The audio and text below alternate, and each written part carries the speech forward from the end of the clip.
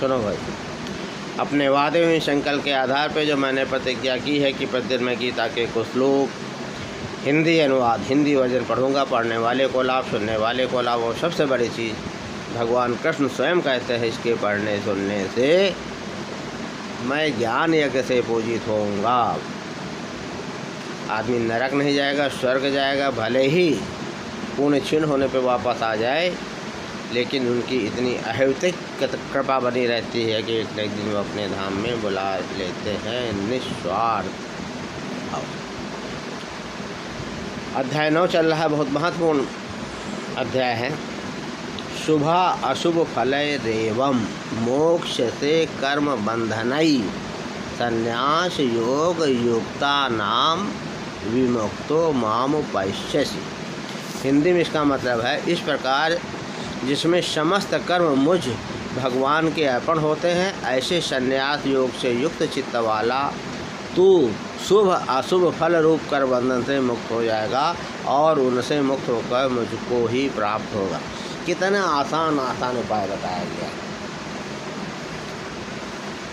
ये जो कर्म बंधन का मतलब होता है, एक अच्छा कर्म किया तो शुभ फल मिल गया, पुण्य मिल गया। बुरा कर्म किया तो कष्ट मिल गया, पाप मिल गया। अब ये कर्म बंधन ही ना हो, भुने हुए चने की तरह। भुना हुआ चना जमीन डली तो उगेगा नहीं, उगेगा। इसके लिए वो कहते हैं, मुझ भक्त जो भी काम करो मुझ पर अर्पण कर दो। या ना कहो कि हम किया, मैं। अब सारा कारण है। कितना सरल आसान उपाय। इसका मतलब है हम जानबूझ करके पाप को मोल ले लेते हैं, खरीद लेते हैं। काहे के लिए? बगैर पैसे के। क्या करके?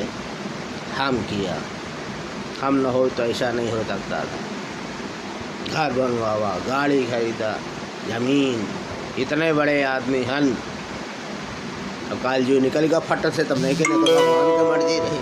तो वही वो कहते हैं,